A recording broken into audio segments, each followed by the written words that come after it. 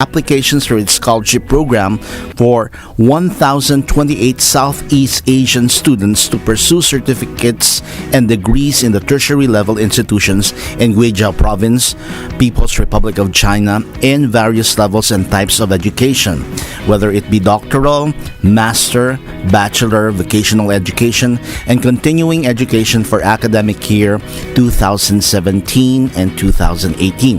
The Guizhou Government Scholarship for Southeast Asia 2017 will provide 1,028 scholarships for Southeast Asian students, including 21 programs for the doctoral program, 115 master's program, and 439 bachelor's program, 220 vocational education programs, and 233 general scholar programs. The standards for scholarship are regulated by the designated Guizhou universities. Application period is until June 30, 2017. And so all of those who are interested, please visit yung website ng Commission on Higher Education. There are also scholarships for international students offered by the Vietnam Maritime University for the academic year 2017 and 2018. And these are courses for navigation, maritime engineering, global studies in maritime affairs, international business, and logistics. Don't worry, all of these courses are going to be taught in English. So if you're interested, just visit the website of the Commission on Higher Education and you will be able to get all of the details there. Teacher, yes. Thank you, Teacher Bobby, and thank you, Trainer Gerald. Mga co-teachers, pangarap niyo ba maging voice artist? Pangarap mo ba, Trainer Gerald? Nako, ako talaga pangarap ko yan. Umatay na ako niyan nung 2015, January, kung di ako nagkakamali. At ang ating guest ay isa sa magagaling na mentors. Oo nga. Nabasa ko nga doon sa libro. Okay? So, kilalanin natin ang isang magaling na voice artist at dubbing director sa Pilipinas. So nabasa ko siya mula dito sa librong to. Okay, he's somewhere here in the middle. He's called Ama. He's the Ama. Okay? Tingalayan ni ng gwapong tama. Oo. So, bago yan, mga co-teachers, time check, it's 8:58 on the clock. Mga co-teachers, ang ating mga kasama ngayon, kung kilala yung si Cyborg Kuro-chan. Okay? Si Bubu Chacha. Yung tatay ni Sanchai sa Meteor Garden. Naalala ko yan. Ang kauna-unahang Pilipinong SpongeBob. Pagong at Matching sa isang hotdog commercial. Lahat yan, boses yan, ng sabi nga ni Trainer Gerald, yung gwapong-gwapong si Pocholo de Leon Gonzales. Yes. Pero walang Pocholo de Leon Gonzales kung wala tong taong to. Oh, correct. Diba? Pag-uusapan ang dubbing industry sa Pilipinas, dubbing mentor again of the voice master of the Philippines, Pocholo de Leon Gonzales, dubbing director and voice artist, palakpakan at bigyan ng masigabong palakpakan, Mr. Danny Ledesma Mandia. Good morning, sir. Magandang umaga, good morning. Boses pa lang, panalo na. Hindi naman. Sir Danny, kamusta po? Kamusta ang biyahe? Medyo na-traffic sa baba. Okay. Unusual Sunday morning. Yes. Sir Danny, first question. Paano po kayo nagsimula sa dubbing? Wala lang. Trip lang. Tinawagan lang ako nung friend ko. Friend ko sa theater yun. So, sabi niya sa akin, way back 1991. Sabi niya sa akin, gusto mo mag-translate. So, mas ano ka sa vertical translation kasi ang galing naman ako sa theater kay Rolando Tino, who is very well known for his classical translations. And if I'm not mistaken, plays. Yes, Shakespeare specifically. Mga Shakespearean plays, Chekhov, Anton Chekhov, mga ganyan. So anyway, so tinanggap ko. So I have to learn the ABCs of translation pagdating sa mga ganyang program sa television. So, I did my way. Nalampasan ko. Yung isang episode, inabot ako noon ng mga 3 weeks. Hanggang sa, yung next episode, inabot ako ng 2 weeks. Hanggang pa, pabilis. Kasi nakuha ko yung technique kung paano mag-translate. So, nung una, yung minimeasure ka 1, 2, 3, 4, 5. May ganun pa akong diagram sa script. yes, ganun. yes. Pero later on, sabi ko, it's all in the mind. So, kinakailangan, tingnan mo lang kung ano yung rhythm and timing ng pananalita ng mga characters, and bigyan mo rin ng sarili mong rhythm, yung translation mo, yung ita-translate mo sa wikang Pilipino. And then, makukuha mo na exact outright. Ano doon? So, di ba po may mabilis mga salita na foreign na ang hirap i-translate sa Tagalog? Medyo, oo. Kasi tulad ng mga Koreano, di ba? At saka mga Chinese. Oo. Yung salita ng, halimbawa, la, ganun lang. Ang translation, ganito kahaba. I think I think that's also the art of how you really translate a particular language to your native tongue, kasi meron yung cultural aspect ng lingwahe Correct. na sometimes hindi natatranslate immediately dahil wala sa konteksto. Correct. So, Pero yun yung, mahaba. yes. Or minsan, yun rin talaga yung challenge sa translator. How do you translate this particular line into this particular line din sa lingwahe natin, na at least about 80% kung ano yung ibig sabihin nun will be able to be translated in your language na yung listeners mo makakaintindi. At hindi lang pati yung pagbuka po ng bibig. Pagbuka ng bibig. Pasok na pasok, hindi ka Oo. sobra, hindi ka kulang. Kung Correct. yung kung pabuka yung kung pabilog ang ending ng sentence ng no Dapat artista, pabilog din. ano. Oo. Sir Danny, kayo May nagdubbing natutunan na ko sa kayo. kanya. Oo naman. Kasi may nag-text. Oo. Nasaan na ba yun? Pasample daw po from Miss Grace. Ayan. From last digit is 1710. Miss Grace, ito na po ang sample ni Sir Danny. Lako on the spot, sir. O mamaya after the commercial. Mamaya na. Maghahandaan ni Sir Danny yan. May bayad din. Exclusive sa Dabing Studio. Sige, Later, Miss Grace, abangan mo yan. Isa lang yung isa lang yung character Sino na po? sa Peter Pan, when I did Peter Pan, that's siguro one of the monumental projects na nagawa ko sa Channel 2. And yun, ako si Smee yung character. Yeah. Oh, yes. I did that. Character With an talaga yun. inspiration from my ninong who used to do that kind of voice. I was still young, and then yun yung nag-register sa mind ko. So yun yung ginaya ko doon sa character. Sir Danny, ilang taon na kayo sa industriya ng dubbing at voice artist, voice acting? I don't know how to compute. Since 1991. Oo, mas matagal pa mas matanda pa sa akin. 25, 26. Might be. Yes. Basta since 1991. So, Sir Danny, from that time hanggang ngayon, ano ang lagay ng dubbing at voice acting industry sa Pilipinas? Intriga.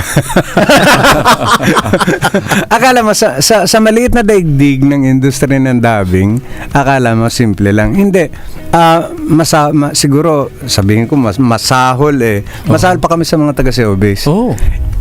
Doon sa maliit namin ginagala, marami din kami intriga.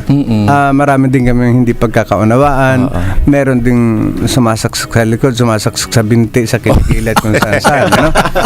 Yung bang hindi pa yata na nare-reach yung point of let's work together as a team. Hindi pa na-achieve yung pagkakapatiran. Which in long time ago, nung ako pa lang ang may hawak nung dubbing world sa Channel 2, kasi ilang taon din sarili ko yung imperyo sa Channel 2, 1992 hanggang 1996. So ako lang naman yung nagdadub sa Channel 2, ako lang yung dubbing director. Pero 1996 dumami yung requirements, yung need. Nagkaroon ng need talaga. It's a need na magkaroon ng marami pang tagless program. So nagkaroon na ng maraming dubbing director. Okay, yung iba nagpresenta na maging dubbing director kahit hindi pa sila pwede. When in fact, dun sa grupo ko, I'm preparing them to become one of the dubbing directors. So, Except that merong ibang nagmamadali. nga. nagmalaki. Yun. Better term. Yung nag-apura. Inapura yung sarili nila. So, after a while, sige lang, okay lang. So, they formed a group against me. And then they thought ikukudita nila ako. So, no, okay lang sa akin, walang problema. Kasi mawala man ako sa dubbing, ako, nagtuturo pa rin ako. So meron pa rin akong fallback. Sila ngayon, pag nawala ng dubbing, wala na silang fallback. Yung bang ganon ang nangyari. So imagine, ganun kagulo yung mundo namin. Samantalang boses lang. Boses lang ang hindi pinag-uusapan. kayo live. Sir Danny, is it because iilan din lang yung mga proyekto na available during that time or maybe even now? Kaya parang Marami na. Marami na. After 1996, marami na yan. So, lumabas na rin dito yung mga telenovela, di ba? Okay. Marami yan. Dumami din yung mga taglay sa cartoons. Mas marami ang cartoons. Maganda noon na yung mga cartoons, mga anime, mga classical. Okay. Di ba? So, pero lately, siyempre anime na ngayon eh. Yung talagang violent. Yes. Kung ano ng format ng ng kanilang programa, yung plot ng storya, masyadong yun yung pinakaiwas-iwasan ko noon. Kasi you have to tame down everything for the sake of the children. Kasi mga bata ang mga audience mo. Totoo yan, parang hindi na yung pambata ngayon. Yung translation mo, yun ang pakaingat-ingatan mo. Kasi kung ano yung naririnig ng bata, yung sinasabi nila eh. Yeah, agree. Hindi mo patayin si ano. Hindi pwede eh. So, gagawa ka ng mga kakambyo ka ng 360 degrees para ma-tame down mo yung translation mo. Yung mga violent reactions nila, like for example, yung son of a bitch. Yes. How can you translate that in Filipino? Yes. Diba? So, it's a very Sunday morning. And then sasabihin mo, marinig ba putang ina mo? Hindi pa pwede yun. So, hindi pa usang MTRCB. May MTRCB na ako. So, I made it a point na Nag-self-regulate na siya. Kasi meron I found out na meron pala akong social moral obligation para sa ginagawa ko. I thought it was a racket before. But there came a time na sabi ko, ang laki pala ng responsibilidad ko sa mga manonood, lalo na sa mga bata. Correct. Which is also the very reason why even in the basic education, there was that introduction on media literacy. Dahil na nga, how influential media can be to the children. So we really have to be very, very responsible pag nandoon tayo sa media. Okay. Yun yung sinasabi ni Sir Pocholo doon sa libro niya, no? Na he differentiated voice talent and voice artist. Kasi pag voice talent ka lang, doon ka lang sinasabi ni Sir Danny na financial, doon sa racket lang. Pag doon ka sa voice artist, alam mo yung impact ng trabaho mo, alam mo kung gaano kalaki yung impact na madadala nito at yung impact nito sa mga manonood mo. Okay, kasi pag sinabi mong artist ka, ay ando dun yung skill, no? At ando dun yung pagpapahalaga mo dun sa skill na meron ka. Ando dun yung development mo, yung self-development mo, nagde-develop ka ng sarili mo, nag-grow ka dun sa skill na nalalaman mo. At saka yung may art, may sining kasi ito eh. So you have to be very artistic, you have to be very innovative on how to develop your particular craft. This is now where people again, especially the artists, would be debating. You still remember when Nora Honor was supposed to be that award, na national artist for film. There was that controversy in question. There were certain group of people who were supporting Nora Honor for that award. But there were others who would say, well, it's difficult. Why? Because when you say artist, you are supposed to be yung gumagawa talaga, wherein you have the differentiation between yung director tsaka yung actor or actress. So yun rin. We will not get into that controversy anymore, but the point is, when we talk about an artist vis-a-vis a talent is just an equipment, a talent is just perhaps an ingredient, but the maker is the director, is the artist. So that's the very reason why there's that differentiation, even with si Choi, when he made that differentiation sa libro niya. Correct. Kaya because of that, Sir Danny is tagged as the father of modern dubbing. Kaya ama nga. Ang ama. The one and only father of modern dubbing. So, Sir Danny, maliban sa boses, ano pa ba ang skills na kailangan ng isang voice artist? Kasi, diba, alam natin, yung voice, kasi boses yan yung puhunan mo. Pero aside from that, kailangan siyempre may ginagamit yung coconut. Utak, oo. Importante na merong laman yung coconut mo eh. You have to have a background on acting, basically. Kasi, larangan ng pag-arte yung sinasagupa natin dito sa harap ng mikropono, no? So kung hindi ka naman marunong umarte at babasahin mo lang, useless din yung dubbing. So parang napaka mediocre rin dating. Yes. So kinakailangan the fact na may character doon at ginagaya mo doon sa from the original video, kinakailangan umarte ka rin kahit nandoon ka lang sa mikropono. Kahit walang nanonood sa'yo. Na-experience ko yan. Kasi, nung second airing natin, after nun, tumakbo ko ng EBS, I met Kuya Choi. Tapos, nag-dub ako. First time, wala akong training at all. Sinalang niya ako sa dubbing. Actually, i-airing ngayon. Tatanong ko kung anong oras yung it's a movie. Okay.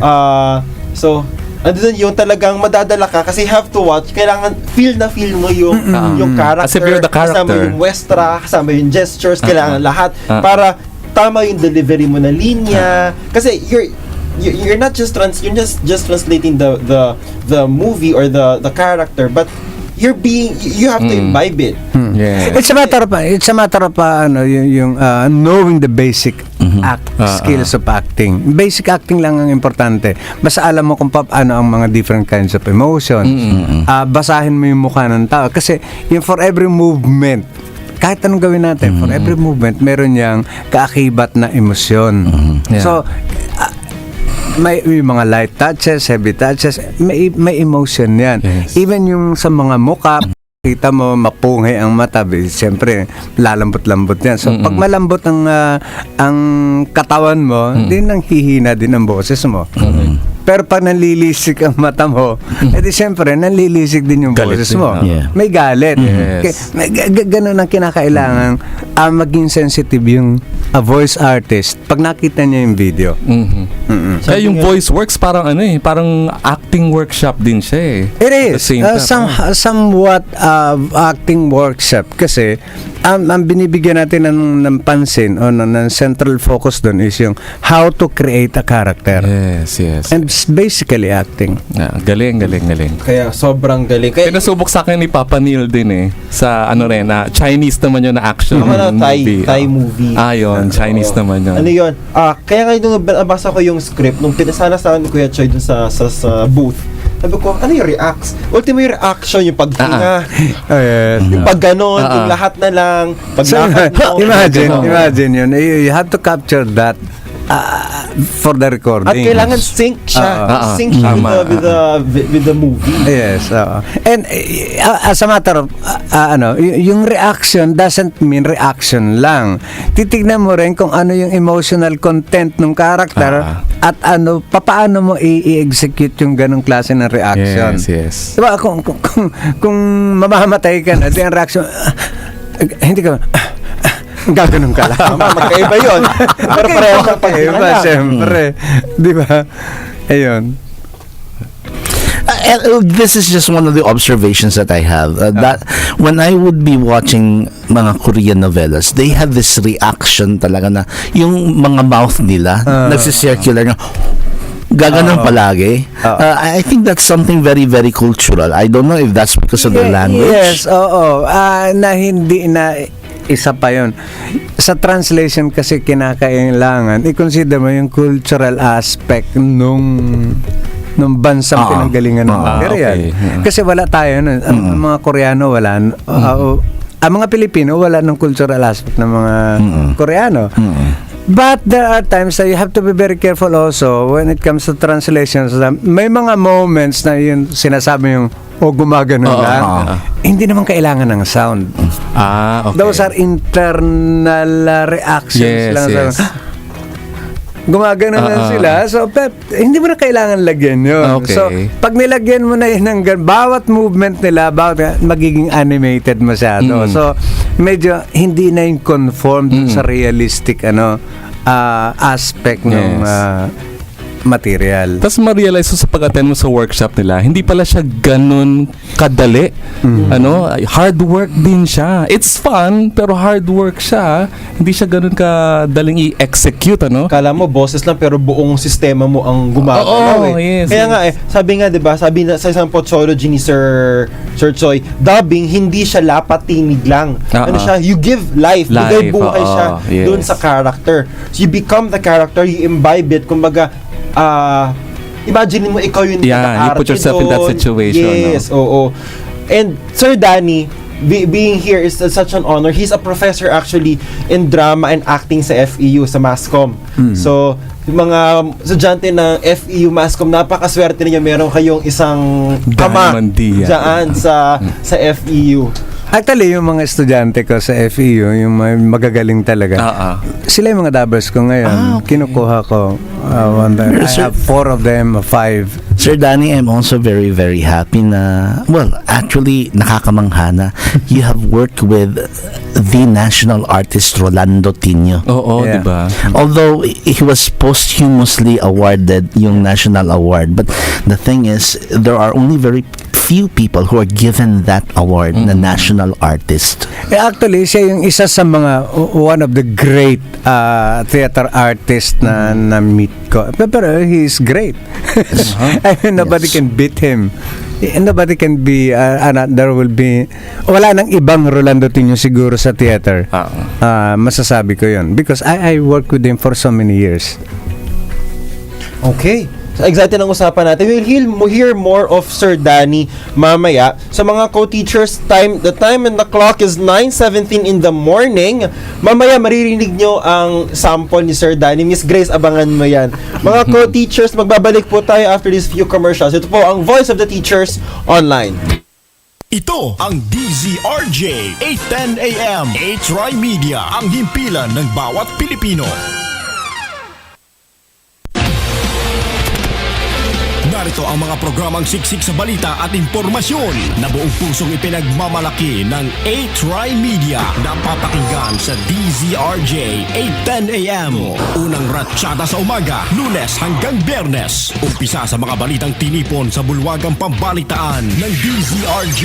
Alas 5 hanggang alas 6 ng umaga sa Balitang Supremo. Kasama si Joey Falcon. Susundan naman ang ora mismong balitaan. Alas 6 hanggang alas 7 ng umaga sa Balita Oro mismo. Kasama si Gani Oro. Kasali kayo sa pagtalakay ng mga balita sa Rated PG. Alas 7 hanggang alas 8 ng umaga. Kasama sina Pia Morato at Gani Oro. Susundan ng naglalagab live ng mga balita sa Todo Arangkada Balita. Alas 8 hanggang alas 10 ng umaga. Kasama si Neil Ocampo, Congressman Atrasabante at Jeje Montonio. Kasunod naman ang sandigan ng mga nangangailangan sa alas 10 hanggang alas 11 ng umaga. Sa Kasangkamo, ang Langit kasama si paring Ray Langit.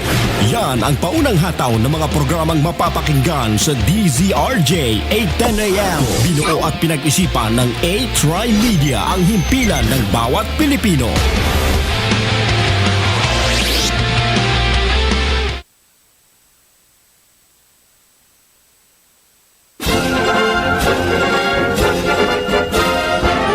Alamin ang pinakasariwang chika at entertainment updates, mga gimmick, showbiz happenings, at mga latest news sa inyong mga paboritong celebrities. Lahat ng yan ihahatid ng reyna ng mga Galorians, Rodel Ocampo Fernando, kasama sina Mildred Bacud at Romel Placente para mas bongga ang chikahan dito sa Showbiz Galore. Pakinggan sa DZRJ 810 AM, Lunes hanggang Biyernes, alas 2:30 hanggang alas 3:30 ng hapon. Ito ang mas pinabonggang Showbiz Galore. Hatid sa inyo ng A-Try Media, ang himpilan ng bawat Pilipino. Vivian Velez, DZRJ 810 AM, Double V sa himpilan ng bawat Pilipino. at Pia Morato. Education Radio here on DZRJ 810 and 8 Media. Hasta luego, everyone. Sa DZRJ 810 AM. Sa Aming mga minamahal na tagapakinig, kayo ang dahilan ng aming pagsisikap upang makapaghatid ng tamang impormasyon at public service at sa aming pagpapagal.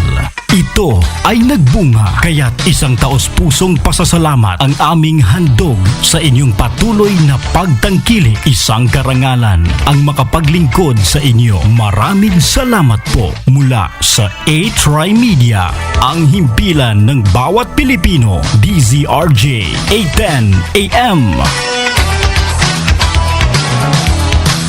This program is brought to you by A-Try Media Pro Incorporated.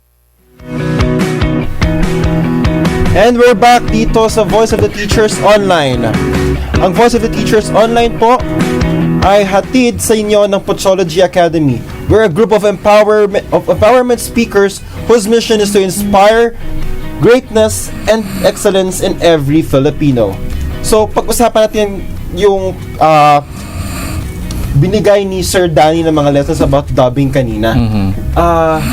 Yun nga sabi ko, yung experience ko as a first-time dubber, first-time voice artist, sobrang overwhelming, sobrang wow, ganito pala katindi yung trabaho. At saka parang may sense of fulfillment kapag napanood mo na, wow, boses ko yan Correct. Kaya nga yung gusto ko panoorin yung mamaya, hahanapin ko yung tawag ba dito? Yung movie mamaya sa Cinema One. Yon. O JM, panoorin mo mamaya sasabihin ko siya kung saan. So, ayun. So anyway, so ngayon naman, since magpapasok ka na bukas, we have two esteemed guests here na tutulungan tayo upang maintindihan yung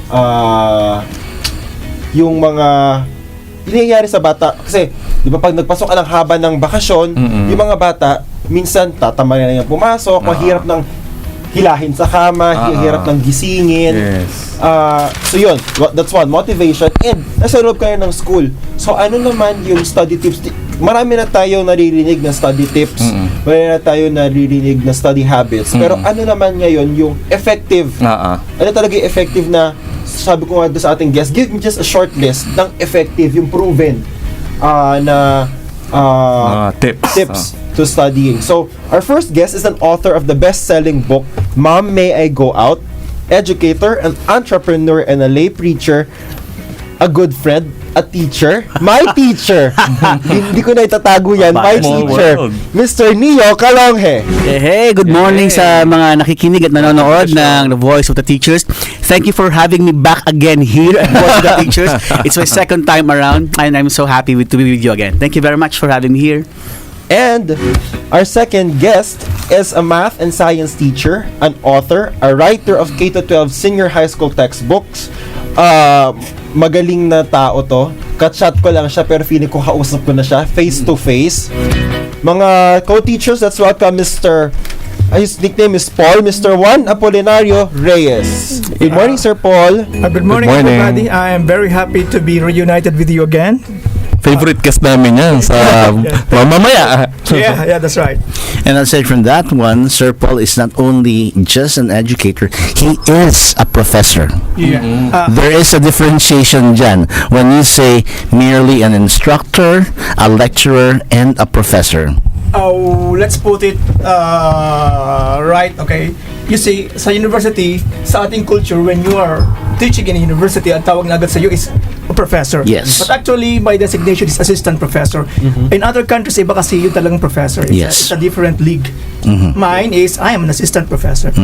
There is still that level of associate professor and full-fledged professor. There are universities and colleges that uses that kind of parang ranking or what they call this, stages of being a professor in a higher education institution. So okay, Sir Neo. Yo. Yo talaga. Yo, man. Okay, What's up? Sir Neo. Ang pinakatanong ko namin sa iyo, how to motivate students to go back to school after a very long vacation. Ito ang, siguro yung mga teachers at mga magulang na nakikinig dyan, isa to sa mga pinakamahirap na tanong o suliranin nila. Suliranin, napakalalim yan. Yes. Ay, ulit, tanong mo ulit, sorry. Tanong mo ulit, naguluhan ako. Sagutin. how to motivate the students to go back to school? Alam mo, ano yan eh, sa palagay ko naramdaman natin mga estudyante yan, nung mga bata pa tayo, no? Napakahaba ng bakasyon, 2 buwan na bakasyon. Tapos, bigla-bigla na lang, sasabihin sa'yo ng nanay mo, o anak, balik ka na ng Manila kung nasa probinsya ka galing, o anak, halika na sa bahay. Kailangan natin gumising bukas ng maaga dahil bukas ang first day of school mo. Napakahirap niyan. Sa mindset ng bata, ang sinasabi, ang nagiging reaksyon ng utak ng bata niyan madalas, papasok na ulit. Papasok na ba ako bukas ulit? So, bilang ako kasi I can now speak as a parent eh, kasi nanay, tatay na po ako. dalawa na yung anak ko. So, yung isa nag-aaral na siya, incoming grade 2 na sa pasukan. So, ako I can speak of it na very, very well. Sa mga bata, napakahalaga na sabihin for example for a grade 2 pwede mong sabihin sa kanila na ay anak, pasok ka bukas kasi you will be meeting your former classmates na, you will be having you'll be meeting your former teachers again, no, you'll be having more time to play and more time to have fun in school again. Pero ibang usapan diyan pag matanda na. Pag college, pag high school. High school, sasabihin mo yung crush mo, magkaiba na naman. Kasi magkaiba ng perspektiba eh. Magkaiba yung motivation as well. Motivation yan. Pag mga 1, 2, 3, pwede pa yung may bago kang classmate, may bago kang gamit sa eskwelahan, may bago kang sapatos, may bago kang bag. Pero pagdating siguro ng mga 5, 6 hanggang high school hanggang senior, ibang usapan na yan eh. Ibang usapan yan. Actually, pag pumasok yan ng mga 5, 6, 7 halimbawa or 8 halimbawa, pwede mong sabihin, may darating na yung mga classmate yung mga bago mong classmate, yung crush mo nandiyan na, may dagdag kang baon na cash, may dagdag ka pang baon na pagkain. So ay, papasok na lang ako. Kasi 'di ba, naalala mo minsan, ewan ko anong panahon namin noon. Naku, natulong ako yan. Yung panahon namin noon dati. Sabihin sa akin ng nanay ko, pasok ka na, dagdagan ko baon mo. Yan, pasok yan sa banga. Pero minsan naman, pag umakyat ulit siya ng 9, 10, 11 or 12, iba na rin ang perspective niyan. Kasi magkakaroon na yan ng sense of what will I do in the future. Kasi nag-iiba na ng mindset yan eh. Pagdating ng 9, 10, 11, 12, for example, pwede ba nang pasukan yan ng mga futuristic questions? Ibig sabihin ng futuristic, bakit ka ba nag-aaral ngayon? What do you want to do in life? Okay? Kumbaga sa academe, yan eh, parang HOTS, no? Higher order of thinking skills. Di ba? Lalagyan mo na ng konting philosophy sa buhay yan. Bakit ka ba nag-aaral? Para kanino ka ba nag-aaral? Para sa akin ba? Para sa'yo? Yan! So, iba-ibang approach niyan sa bawat different stage ng student life. And it also differs depending on the culture. Yes. Oo, kasi iba't ibang kultura, iba't ibang pananaw sa buhay, iba't ibang estado sa buhay. Kasi syempre, iba-iba din naman ang economic perspective ng mga yan eh. Well, yes. Talking about the economic factor as well. Naalala ko yung first episode ng Meet Your Garden. Oh my gosh! Because we were talking about Meet Your Garden a while ago, Sanchay also. You still remember first day of school nila? Oo. Yung si Sanchay nasiraan ng motorbike niya, tapos yung mga classmate niya, mga maldita, nagtitinginan. Oo. First day of class, ano yung ginawa nila? They were just comparing all of those signature bags, jewelry. Oh my God. Yun yung perspective naman nila na ano yung motivation nila para pumasok. Bagong gamit. Bagong gamit. Signature gamit pa yan. And then nagko-compete pa. Where do you spend your vacation? Yun. Samantalang si Sanchay nasiraan ng motor. Correct. So, yun nga. So, mga parents, iba-iba yung approach. So, kung mga grade 1, grade 2 yan, pwede mo pang lambing-lambingin ng konti. O anak, darating na yung bagong classmate mo. You will be meeting your favorite teacher na ulit. So, lika. Kaya yung mga parents, ginagawa nila, inaalam nila sino yung teacher. Yes. Oo. Para, di ba kilala mo si ganito? He was your teacher. Yes, oo. Tapos pag mga high school na, medyo mahirap na yan. Oo, mahirap. Kasi nagkakaroon na ng isip eh. Yes. Hindi na hindi na lambing yan minsan, no? Kailangan niya parasahan na pag high school yan, no? Oo, pwede. Yung nga, crush mo, nandiyan, ay, gano'n crush mo. Dagdag baon, dagdag pagkain. Di ba? Maliban pa, dagdag bagong rubber shoes. Yeah, gano'n. Speaking of bagong gamit, nagaling akong National Bookstore kahapon kasi I bought the book of Sir Choi. Ang daming tao sa Cubao. Diyos ko, ang tao. Ano na yun? That was around 5-6 p.m. Sobrang daming tao. Sabi ko, magpapasok ka na kasi. Talagang, yung first floor, di ba? First floor na puro mga school supplies. Sa taas, mga books. Halos walang tao sa taas. Lahat ng tao na sa baba. Sa pila. Bili ng school supplies, no? School supplies. Ikaw ba, Sir Nia, nakabili ka na ng school supplies ng third? Fourth. Ako yung the third. Ikaw pala si Yung third. Si fourth. Nakabili na yung nanay niya. I think that's also the other thing that's wrong with the mindset of most Filipinos. Yes. Oo. We only buy the things that we need parang on the 11th hour. Yes, oo. Na dapat we should have prepared for these because we know that this is going to be an eventuality. Yes, oo. Dapat Hindi naman siya sinabi kahapon lang. yes, exactly. So we should have prepared for that one months, let's say even weeks before. Na sa bagay, ang problema din lang is that eto ding mga stores, mga national, mga bookstores, even yung mga supermarkets, shoe stores, nagbibigay ng discount only a couple of days. Yung mga back to school sales. Yes. And eto pa yung problema when you go to, let's say, a supermarket, not a supermarket, a mall, it's very difficult na magtanggi ka na hindi na natin to bibilhin because aside from that one, kung ikaw pupunta doon, you have taken how many rides just to be able to reach the mall? Kung isa lang bagay na bibilhin mo, so yun yung problema. Sayang din yung pamasahe, yung oras mo. So you will really be forced to buy more. And then yung additional motivation ng parents pa na, eto 30% off. So yun, madadagdagan na yung bibilhin nila even if it was not in their original list. Saka Sir Bobby, dagdag ko lang din ha, magantong panahon din yung mga mid-year bonus. Yes. Kaya din syempre si mami tsaka si daddy, bili tayo. Kasi may pera naman tayo nakalaan dyan.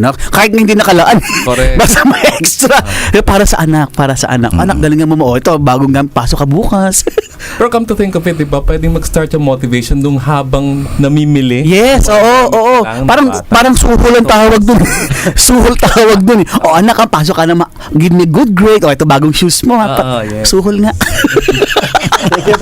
Suhol nga yun. Thank you, Sir Leo. Pabalikan ka namin. Yes, sure. Now, Thank you. Sir Paul, ngayon naman, so na-motivate na sa pamamagitan ng tips ni Sir Neo. Ngayon naman, ano naman yung kausapan namin mga bata, so yung mga teachers din, mga parents, ano yung effective na study tips na pwede mo ibigay sa kanila? Okay, so let us imagine muna yung sitwasyon ng estudyante right now, no? Well, in particular, I would be talking about yung advice ko for more senior students. Okay, so senior students, senior high school or college students, so parang mga yan, parang they are entering parang New Year's, meron yung mga New Year's resolution. So ganun din sa studying, okay? So nag-prepare ako ng visual aids. Yes. Kasi para lang makita ng mga viewers natin exactly what we were saying. Saktong-sakto, sir. So, okay, ito is very college advice, okay? So, obtain the topic outline of the subject. Okay, so usually kasi kapag may required textbook, yung outline na ng textbook ang course outline. Okay? But the thing is, in higher education, kapag minsan nagbibigay pa talaga ng specific course outline for the subject, nakalagay doon ano yung topic for the major examinations. Okay, so yun, ang isang major, hindi lang yun pati yung reading, ano yung dapat basahin, ano yung pangalan ng libro and pages, gano'n ka-detalye. I think some colleges would call it the syllabus. Yes, they call it the syllabus. Okay, so that's the number one topic that at least the advice that I can give. Okay, so get the course outline. Okay, next. Early in the semester, this is what you should... Sir Paul, mga estudyante, binibigay po ang syllabus or course outline sa simula ng klase. Hindi po yan iniiwan sa loob ng bag. Binabasa po yan, ha? That's right. Okay, Sir Paul, go. Okay, next. Okay, so that our students would know. So ano yan? Gather enough books early in the semester and resources related to the subject. Okay. Bakit? So usually, meron niyang required reference. Okay? But you see, textbook yan. we were not always, sino ba sa atin ang na-inspire ng textbook? Bihira ang mga estudyante na inspired ng textbook. They are inspired. Look at the book like that. Yung discuss natin yung libro, no? Those are the kinds of books that inspire students. So ganito, bukod sa textbook, maghahanap ka pa ng ibang libro. Inspiring books related to the topic. Usually, these are books which are written for the public. Let's say, for example, yung topic ng cosmos. That's a physics topic. But when you get a book for that, textbook, ang hirap intindihin. You will never be inspired. Pero kumuha ka ng libro ni Stephen Hawking or Carl Sagan in our generation, I think it's already dead. He wrote so many books for that. That was inspiring. That was how I got to be inspired to study physics. I think one of the problems that we have right now is that yung mga textbook kasi is usually condensed, because as we know, book production as well will have to be confined with, let's say, certain parameters na kailangan ang isang libro ganito lang yung number of pages, and therefore if you will have a topic of this particular issue or let's say learning, kailangan then you will have to compress all of those things para mapasok mo sa lahat ang mga topics na gusto mong ilagay doon sa libro mo based on the parameters that was given. Okay, so yes, that's true. So ang emphasis ko dito is early in the semester dapat nasa bookshelves mo na lahat ng libro. Yes. Kasi kapag doon mo lang siya hahanapin on the day of examination or preparation for an exam, ubos na ang oras mo, di ka pa lang kapag-aral. And by the way, as far as I wrote there, resources. Kasi ngayon, hindi lang libro ang resource. Yes. The one resource that I like a lot is YouTube. In fact, merong YouTube channel, it's already actually like the course, Yes. the subject. May teacher nagle-lecture on all the topics that you will take up in a particular subject. And by the way, aside from YouTube, marami na ring mga MOOCs ngayon. E-books. MOOCs, I'm referring to massive open online courses. So these are actually courses even from the top universities. Now you just scan kung ano yung topics doon, and then you will be able to get even learning coming from the top professors coming from either the UK or the United States or even in Australia. So check MOOCs, massive open online courses. Ang dami na. You have Future Learn, you have Open Learning, you also have edX, you also have Coursera. So yun, we will be able to get all of those. And kasi nga, different people learn in different ways. We talk about the multiple intelligences. All of us have a combination of these different ways of learning. 4 types of learners. Yes. Diba? The So, yun, yung sa guest natin sa kabilang station. So, ang problema dyan is that to be able to gain the maximum learning, ang isang learner should be able to know kung ano yung type of learning niya or what kind of learning he is. Audio-visual ba siya or purely audio lang yung learning niya or yes. So yun rin kailangan malaman. And for effective teachers, you should also be able to provide multiple ways of learning so that ma-absorb yun ng learner. Tawag nga is differentiated instruction. Yes. You know what, which is why siguro advisable sa mga teachers, nagle-lecture ka na rin naman. Why don't you video yourself and then upload it online so that students can return to it kapag gusto nilang mag-aral. Pero teachers, forgive me for my ignorance. Sa mga teachers ba ngayon, either public or private, do they use PowerPoint presentations? Not all the Kasi schools. matrabaho siya Actually, part naman ng trabaho mo yun.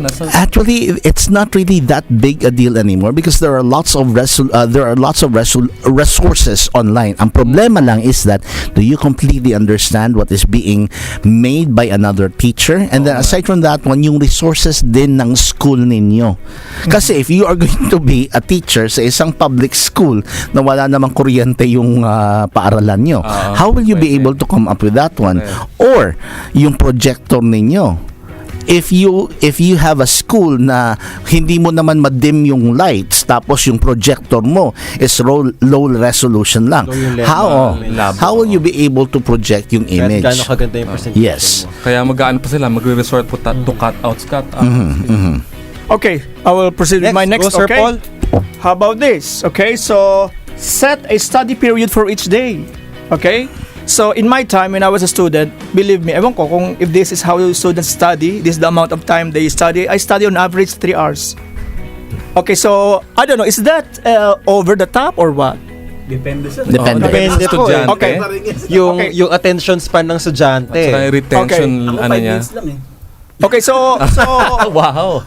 so in my time when I was a student, yun ang aming parang pinaka-habit eh. At you wouldn't feel a good student if you were to do that because in the dormitory, all of them study on average 3 hours or more a day. Okay. Okay, so by the way, when I said set a study period for a day, hindi lang yung study period kundi study place. So Yes. you should Dapat have conducive, no? you should have a table, bookshelf, study lamp. Okay? Dapat meron ka nun. Ngayon kasi ganito, ang nakikita ko sa mga estudyante, doon sila nag-aaral sa kama. Pag minsan yung lalo sa mga boarding house, ilalatag nila ang kama doon. Actually, biro It's silang not a board. good, not a good venue kasi aantokin mo. Aantok. It depends upon the person. Well, yeah. It depends upon the person. There are students who are like that, and there are also other students na they are able to absorb the lesson or kung ano yung binabasa nila accompanied by sounds na nasa gilid nila. That might be surprising but it works for some people. Parang ako. At nakahiga rin ako. Ano ko, hindi na, ano Puro ko. violation nga eh. Pero mas natututo ako. So Pero mas ako, natututo for my ako. part, I set a particular table. Okay, that's in my house, okay, or in my apartment. Pero syempre kapag minsan, doon ka na nag-aaral sa library eh. So in the library, meron ako diyang tinututukan na isang table sa library. Kumbaga, as much as possible, okay, parang naka-reserve na palagi sa akin yun. Okay, uuna ako yung mga estudyante kasi Yes. yun ang aking study table. Share ko lang I went to college in the 1990s, early 1990s. So, ang nangyari doon, major ko is English. My first major was in English. So, writing, mga papers and so on, makalat ako. When I would be doing a writing, ang ginagawa ko is that lahat ng mga libro ko nandun nakalatag sa harap ko. And since I still did not have a computer during that time, kasi during that time, mga laptops was still very, very expensive.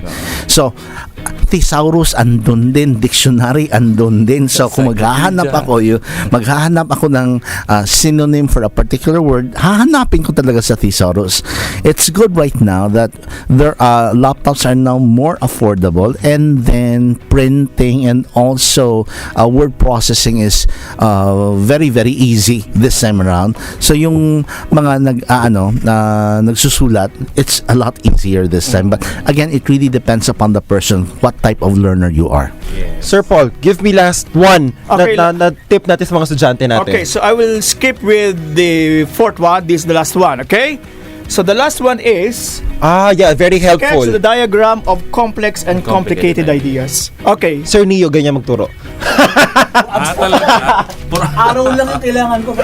Okay, look at this Kasi when you go to higher education, hindi ka na naman dyan tatanungin na what is the term that refers to single-celled organisms. Hindi na ganoon ang mga tanong eh.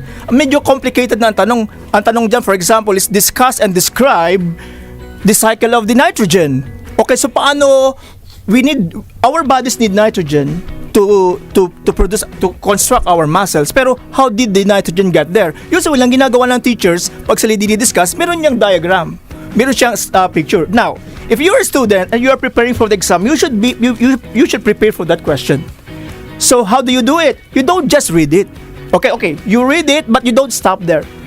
Patakluban mo yung libro mo and then you will sketch a diagram of the nitrogen cycle. Kung hindi mo kayang ma-drawing ang mga pinag-aaralan mo, that means the idea is vague to you. Correct. Kasi if you can't explain it to yourself, how will you be able to answer the question kahit ano? Kasi pag alam mo yung concept, no, kahit gaano pa ikot-ikot gawin ng professor sa tanong niya, masasagot mo. Okay, so thank you very much, Sir Paul, and Sir Neo, we'll get back to you later. Mga co-teachers, it's 9:44 in the morning. Magbabalik po kami after these few commercials. Ito ang DZRJ 810 AM A-Try Media, ang himpilan ng bawat Pilipino. Ang dami ng peke sa world. Unfair. Pati ba naman puti mo? Peke din?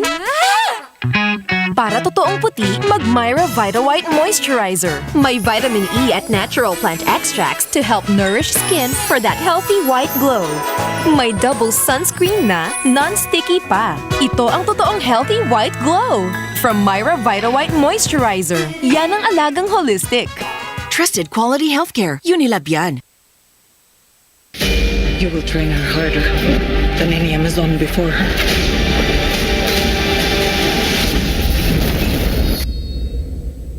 She must never know the truth about what she is.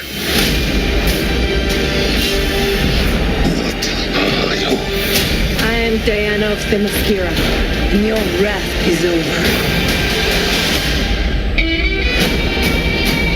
Only in cinemas.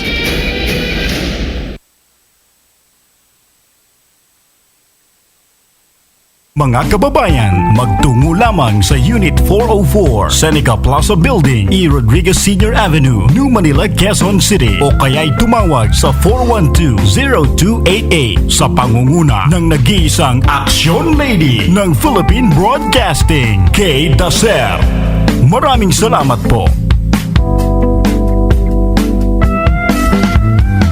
This program is brought to you by Tri-Media Pro Incorporated. Nakatutok pa rin kayo sa Voice of the Teachers Online, ang oras sa buong kapuluan sa 9:46 ng umaga. So, magbasa muna tayo ng mga message mula sa ating Facebook Live at mga text message. Sir Danny, ready ka na ha? Abangan namin yung sample mo. Handa mo na yung... Okay, so may nag-hi lang kay Sir Neo. Si Ali nga, she's saying hi. Mga teachers, hi din daw po, sabi nung aking what do you call this? Aking anak-anakan, si Ali. So yun po. Hello. And then so if you still have any suggested topics, suggested issues na gusto niyo pag-usapan namin dito, please feel free to send a message. So, hi yun kay Ali, kay Sophie, kay Mara, classmate ko nung college. Sa mami ko, good morning, kagising mo lang. So, sa mga nanonood, magandang umaga po. So, hi muna kay Miss Kay Dacer, ang ating Tri-Media President, Mr. Nestor Doria, our Head of Programming, ang gwapong-gwapong voice master ng Pilipinas, Pocholo de Leon Gonzales, Sir Choy, napapayo ko si Sir Danny. Ang ating voice care queen, kasama ko kahapon, Miss Ada Quaresma. Hello. Sa Voice of the Youth Network host, Papa Yam. School of Life, ang ating Sunday program coordinator, Burns Kaasi. The Otters Voice, Miss Sha Nasino. Hi, ingat ka, pabalik ng Pilipinas from Singapore. And sa ating mga kapwa co-teachers dyan sa Voice of the Teachers Network, Doc Ray Samson, Sir Herman, Teacher Fe, and Professor Jet. Okay. So, again, maraming salamat po sa mga nag-message at nakinig sa atin sa radyo at nanood sa atin through our Facebook Live. That's facebook.com/8trimedia. Patuloy po kayo mag-message sa amin through 0917-185-86 or sa aming nagbabagang hotline na hindi ko na mahawakan, 412-0288, at sa aming Facebook page, facebook.com/voiceoftheteachersonline. Maganda yung usapan natin. It's very productive, very enlightening sa mga bagay-bagay, especially dubbing and back to school nga. Kaya nga ito ang ating topic, is already back to school tomorrow. So any final words from our guests? Sir Danny, sample ka muna. Ayan na. Miss Grace, are you still listening? Are you still watching? Ito na, magsasample na siya. Huwag ganyan, makikita ka. Anong gusto mong mangyari ngayon? Hindi ako naka-adlib dun Baka yun na yun. Yun na yun. Oh, bakit? Yan. Sir Danny, sige. Sagutin mo tong... ito yung boss na ginamit ko kay Smee dun sa Peter Pan. Sa Peter Pan. Okay. Sir Danny, kaya ba sagutin ang tanong ko sa pamamagitan ng boses na yan? Oh, bakit? Sir Danny, describe ang gwapong-gwapong Pocholo de Leon Gonzales. Parang nahirapan siya. Gusto mo akong kumanta? Nanay! Si Choy, ano yan ang tawag dito? Ang sabi ng marami, si Choy ay mayabang. Sabi ko naman, pagyayabang naman kasi gwapo, magaling. Ang sabi ko, pag hindi mayabang si Choy, hindi na siya si Choy. Mm-hmm. Siya yun eh. Siya yun eh. Pero bakit siya mayabang? Dahil meron siyang pinagyayabang. Hindi naman siya yung mayabang na to the extreme ng negativity. Pero yung pagyayabang niya, may katotohanan. at napapakinabangan ng karamihan at he's willing to share. Yun yung kanyang kayabangan. Kamusta naman po si Sir Choi bilang isang voice artist? Oo. Ginagaya niya yung boses. Oh. Sir Choi, kung di ka namin pinag-usapan on air. Hindi. No. Sir Danny, any last words for our listeners sa mga kabataan at even our young at heart na gustong mag-dubbing? Yung mga aspiring na maging dubber in the future, aspiring, wala lang. Kailangan lang maging passionate kayo doon sa gagawin ninyo. Hindi ito yung racket system. Kasi I'm discouraging anybody to get into dubbing kung racket system ang konsepto nyo. Kasi from there, wala na. Sira na agad yung industriya Oo. Pero bago yun, siguro yung mga naipaliwanag ko kanina, yun yung mga bagay-bagay, mga elemento na kinakailangan o requirement para sa... Hindi kailangan ng biodata dito o yung resume. Kailangan mo lang yung sarili mo, bit-bit mo yung boses mo, at dapat alam mo kung paano mo in-manipulate yung boses mo. Ang mga tao may taglay na magagandang boses pero they don't know how to use it. Now, you have to find a way how to use it properly and effectively. Yun. Gusto ko lang sigurong panawagan ito sa mga bata na maging conscious sila dun sa meron kasi tinatawag na International Youth Organization. Ito yung 4-H Club. The 4-H Club of the Philippines is a very active organization, pero ito yung pang-agrikultura kasi. Pero hindi lang ito pang-agrikultura, kung hindi meron din itong aspect na kinakailangan ma-educate mo rin yung mga bata, no? Hindi lang sa pag-agrikultura o pag-gardening o pag-ayok. Sir Dan, 4-H, heads, hearts, hands, and health. Okay. Ito yung organization na nagpadala sa akin sa Amerika way back 1975-77. So, I spent 2 years in America for 2 years and nag-aral kami ng agrikultura. Sa akin, yung hog farming yung concentration ko. Okay. Yeah. Thank you very much, Sir Danny. If they want to contact you, how will they be able to reach you? Sa Facebook. Okay po. Nagkokondak po ba kayo ng mga acting workshops? Oo naman. Ayun. Yun siguro yung pwedeng ma-announce sa Facebook nyo, sir. Ini-integrate ko na ngayong acting. Like, nung last, sa Zamboanga, nagkaroon kami ng National Congress. So, binigyan nila ako ng isang plenary session. The longest plenary session of the Congress siguro is from 1:30 to 4:30. Inano ko yung theater. In-integrate ko paano. Pero ang topic namin is yung how to upgrade nga yung 4-H Club ng magle-level up ang 4-H Club. Ano ang problema, paano natin i-disseminate kasi it looks like medyo nagdi-diminish yung popularity. Sir Danny, which part of Zamboanga? Which Zamboanga? There are 4. Ano ba to? Sa Pasunangka? That's the city. Sa city mismo. Okay, maraming salamat again, Sir Danny. Sir Paul, what are your final words for advice, our guests? Okay. Yes, for our listeners. Okay. Well, I'm talking to students, or most teachers are still students, by the way. Most of them are studying for their master's. So this is what I can say, okay? Study well. Okay, what do you do in school? You read, you write, you listen, you produce the things which the school requires you to produce. Do them well. Okay, I'm speaking, of course, from experience, okay? Kasi that opportunity will never come again, okay? And that is also actually the opportunity to produce or to mold your character.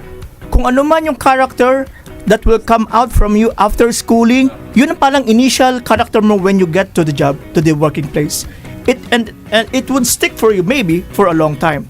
So grab the opportunity for studying well. That opportunity will never or rarely comes, okay? Salamat, Sir Paul. Your books. Okay, by the way, so I'm a writer of textbooks. My publisher is Jim Civil Publications. My books are actually not available in National Bookstore or Bookstore. My publisher markets this directly to the schools, okay? will isa-isa. Okay, that's basic calculus. Mabilis lang. Business math. Okay, pre-calculus. General mathematics. Statistics. Okay. This one, okay. Weakness ko yan. Disaster readiness and risk reduction. And finally, this is my most recent textbook. Physical science. May numero pa. Okay, so if you're interested with my books, get in touch with me sa Facebook. Let's be friends, and then I will get you in touch with my publisher, which is Jim Civil Publications. Okay, salamat Sir Paul. By teacher Antonio Calonge III. Dumugo yung ilong ko kasi. Grabe yung mga librong. Alam niyo sir, siguro kung nakilala ko kayo dati, malamang hindi ako bumasa. Anong tanong mo bro? Sorry. Final words. Wala. Well, final words for the students that will be coming to school tomorrow. Yes, you have to learn inside and outside the classrooms. But please don't forget to have fun. Yun ang isa sa mga pinakamahalagang ingredient ng learning. Kailangan masaya. Hindi dapat siya boring, hindi dapat siya nakakalungkot, hindi siya dapat stressful. Masarap mag-aral eh. Pero wag natin kakalimutan na hindi lang sa loob ng classroom dapat ito nakukuha. Bagkus sa labas pa. Kaya kung gusto niyo pa malaman yung kwentong tungkol niyan, meron pa akong libro, Ma'am, May I Go Out? Practical Lessons I Learned Outside the Classrooms, published by Shepherd's Voice Publications. You can go to Kerygma Books online, where you can get a copy. Sa leading bookstores, hindi ko na babanggitin, basta marami silang lahat dyan at sa tabi-tabi lang sila. O kaya you can just hit me up on Facebook, Teacher Neo. I have a Facebook page, Teacher Neo. And you can log on to my website, neocalonghe.com, if you want to get me for speaking engagements as well. And lastly, would like to invite everyone to check on the feast, the prayer meeting of Bo Sanchez. I'm preaching regularly at Feast Santa Lucia. That's every Saturday. It's every Saturday, 4 p.m. And you can check also the schedule of our other feasts nationwide. Go to lightfam.com. Thank you very much. Thank you, Sir Neo. Hi pala kay Brother Monching. Hi. Hi, bro. What's up, man? Okay. My esteemed guest co-anchors, Sir Bobby and Professor Trainer Gerald. Final words for our listeners. Well, we were having the show a while ago. A former teacher of mine, now she's called Mrs. Maria Victoria Lopez. She used to be Magpayo. She told me that it is her wedding anniversary right now, and she was my favorite teacher. She got married to our physics teacher. I was the MC. I was the host during their wedding anniversary. So this was maybe about 20 years ago. And she told me, Bob, thank you very much. I said, Ma'am, I'll greet you on our radio program today. So to Mr. and Mrs. Erwin Lopez and Maria Victoria Lopez, happy anniversary.